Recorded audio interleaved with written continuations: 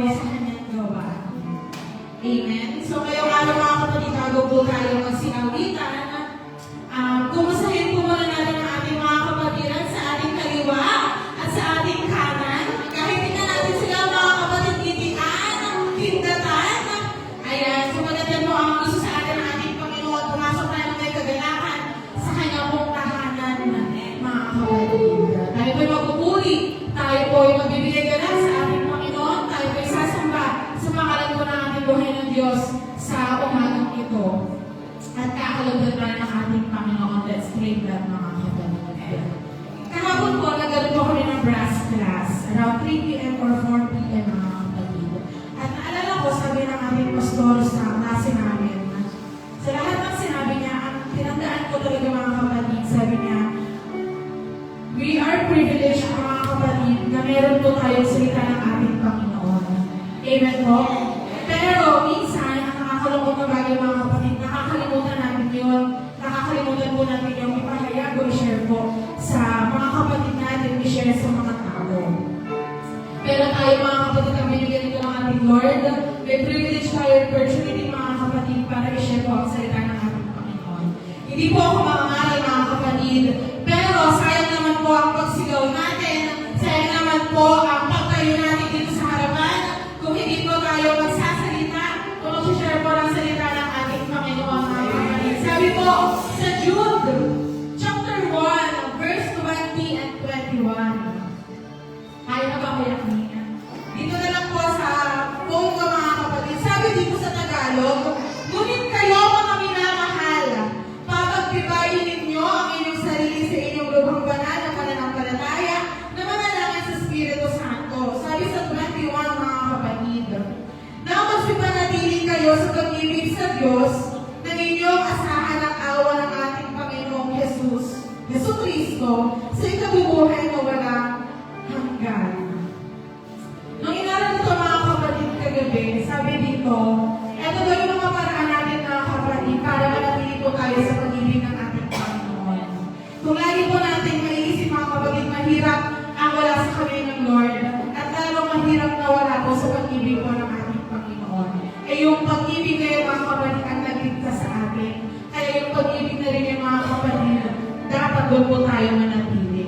Sabi dito, ways to keep ourselves in the love of God. Sabi ko mga kapatid, building yourselves up on your most holy faith. Sabi doon, sa English mga kapatid. Ibig sabihin mga kapatid, we should work mga kapatid sa spiritual ng mga bagay. At itong pagpupuring pagsamba natin, naniniwala po ba kayo na spiritual na gagawin ko natin ito sa harapan natin sa Panginoon. At tumatuloy mga kapatid, for us to keep ourselves sa pag-ibig po ng ating Panginoon. Pangalawa po, praying in the Holy Spirit. Gawin po natin panalangin ang pag-awit natin. Gawin po natin panalangin sa ating Panginoon ang pagsamba natin sa Kanyang harapan. At pangatlo mga kapatid, looking for the mercy of the Lord Jesus Christ at to eternal life. Naniniwala po ako na napaka-bless natin sapagkat natanggap po natin ang biyaya ng ating Panginoon. Hindi lang ang kaligtasan mga kapatid, kundi ang naghihintay na eternal life sa atin. Ang wala hanggang buhay kasama po ang ating Panginoon. At doon po tayo lubos na magpupuri, doon po tayo lubos na magpapasalamat sa ating buhay ng Diyos. Sabi po sa verse 25, sabi dito mga kapatid, galon tayo, sabi dyan, sa isang Diyos na ating tagapagligtas. Sa isang Diyos na ating tagapagligtas, sa pamamagitan ng Jesucristo na ating Panginoon, ay sumasakanya nawa ang kaluwalhatian, ang parangalan, ang paghahari, ang kapangyarihan sa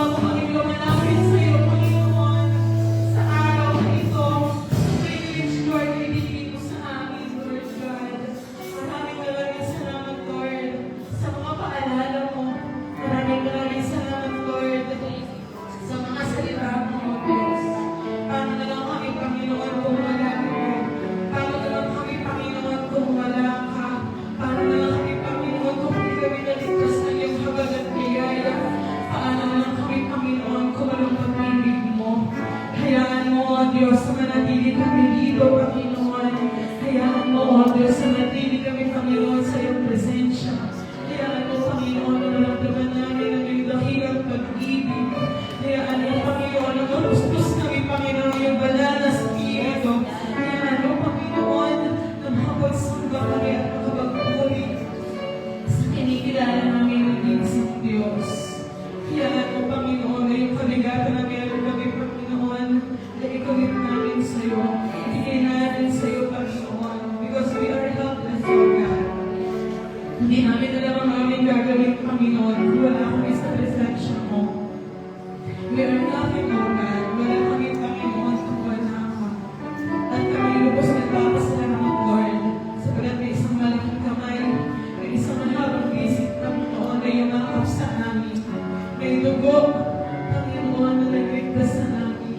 May krus, Panginoon, na bumibig sa amin. Salamat, Panginoon, sa iyong dakilang pag-ibig. Dati, Panginoon, we were lost. Dati, Panginoon, hindi namin alam kung saan kami pupunta. Pero ikaw, Panginoon, ikaw ang Diyos. Natagpuan ang iyong mga anak, Panginoon. Hayaan mo, Lord, na hindi masayang yung effort na yun, Panginoon. Hayaan mo, Panginoon, na hindi masayang, O Diyos, yung pagpamakapako, Panginoon, ng iyong katawan, Panginoon, sa krus ng Kalbaryo. Hayaan mo, Panginoon, na taglay namin, Panginoon, yung kaligtasan na yun, Panginoon, na yun, Panginoon. At talagang mapuri ka namin at masamba, Panginoon. Salamat, Lord. Salamat sa pag-ibig, sa dakilang pag-ibig. Hindi dahil sa iyo, Panginoon, para lang kami magpapos. Kaya patuloy pa namin kinikilala na merong magagawa ang aming Panginoon. Patuloy pa namin kinikilala, O Diyos, na maraming magagawa ang aming Panginoon. Patuloy pa namin kinikilala ang lahat ng iyong magagawa, Panginoon. Pinatunayan mo na yun kanina, Panginoon, at alam namin patuloy mo yung papatunayan sa amin. Hayaan mo, Panginoon, sa pagkakataong ito, pinataas ka namin. Sa pagkakataong ito, Panginoon, ay maluwalhati ka namin, mapuri ka namin ang lubos, Panginoon. Maraming salamat sa iyo. Salamat, buhay ka namin, Diyos. Pupurihin ka namin at tao dito, Panginoon. Purihin, sambahin ang iyong nag-iisang pangalan. Ito namin, salamat panalangin sa pangalan ng Jesus. Amen.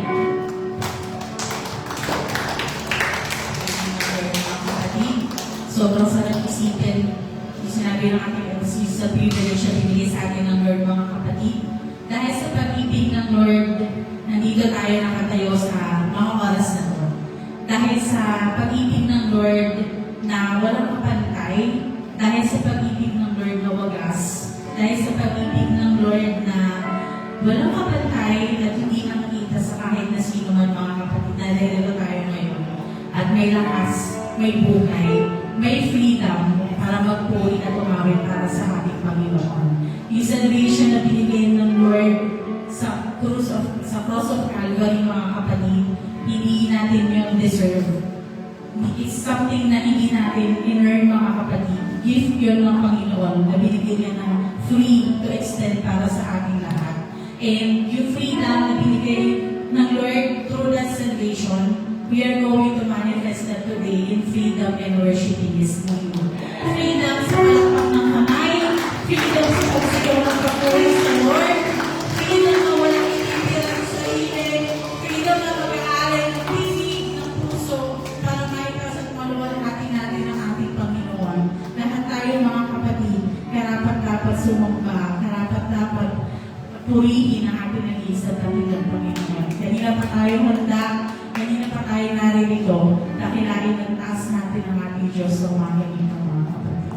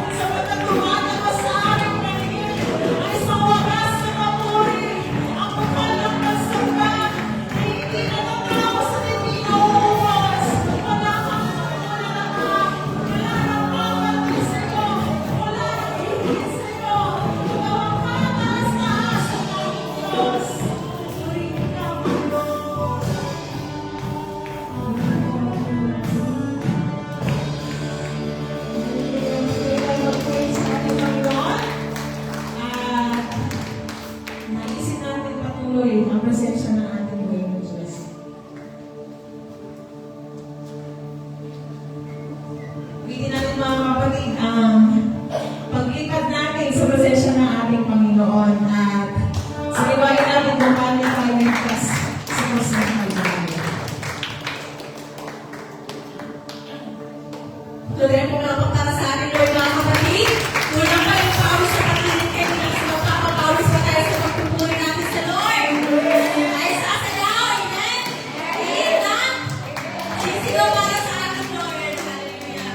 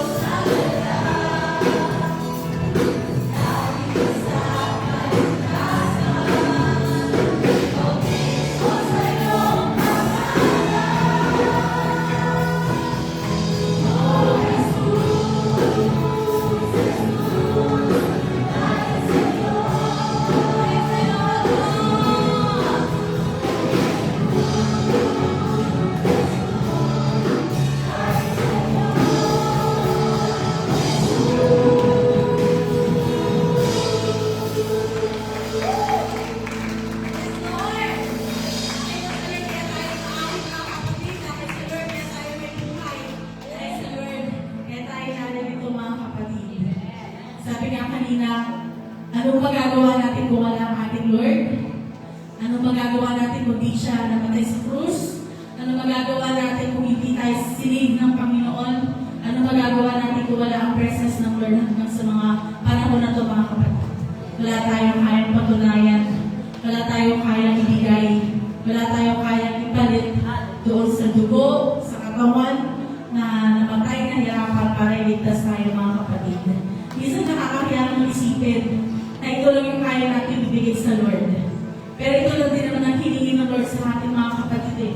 Yung buhay natin, yung paglilingkod natin, yung obedience natin, yung pag-aalay natin ng ating mga puso, ng ating mga tinig, ng ating mga buhay para sa ating Panginoon. Dahil wala tayong magagawa. Sino ba naman tayo, mga kapatid? Hindi dahil sa dakilang pag-ibig ng ating Panginoon. Hallelujah. Dapat sa dakilang pag-ibig na iyon, sa pagbubuhay, sa pagluwalhati. Dahil nag-iisa lang ang pag-ibig na iyon, mga kapatid. My greatest love.